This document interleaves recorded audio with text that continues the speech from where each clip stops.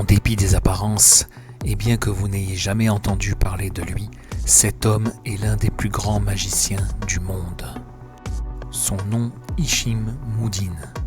À première vue, il semble être un simple artiste de rue, mais en réalité, il figure parmi les meilleurs magiciens du monde. Qu'est-ce qui le rend si extraordinaire ? Il a percé le secret de l'un des tours de magie les plus fascinants et les plus débattus de tous les temps. Le tour de la corde indienne. Des livres entiers ont été écrits pour tenter de percer le mystère de ce tour légendaire qui a fasciné les Anglais lorsqu'ils ont découvert et colonisé les Indes. Imaginez une simple corde, apparemment banale, posée dans un panier vide, rien n'est caché, nulle part, et pourtant Hishimuddin parvient à faire grimper cette corde dans les airs comme par magie.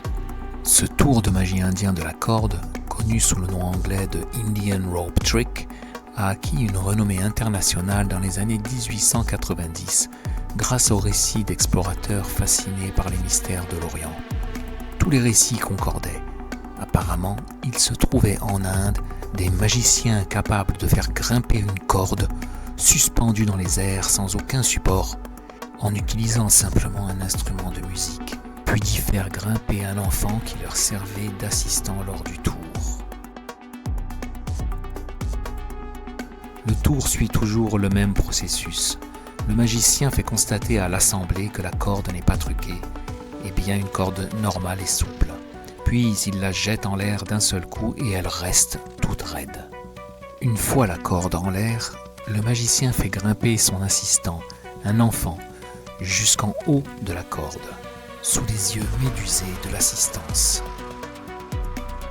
Dans les versions anciennes, le magicien faisait disparaître l'enfant en haut de la corde. Il feignait d'être fâché contre lui et grimpait à son tour avec un couteau entre les dents. Une fois au sommet, il disparaissait aussi et le public n'entendait que des cris d'enfants provenant du ciel sans rien voir. Puis une jambe tombait, un bras et d'autres parties du corps de l'enfant. Le magicien réapparaissait alors couvert de sang, redescendait par la corde, récupérait les morceaux éparpillés de l'enfant, les rassemblait et redonnait vie à son assistant. Le tour avait disparu, laissant croire qu'il ne s'agissait que d'un mythe. Mais des magiciens continuent de faire vivre cette tradition en Inde.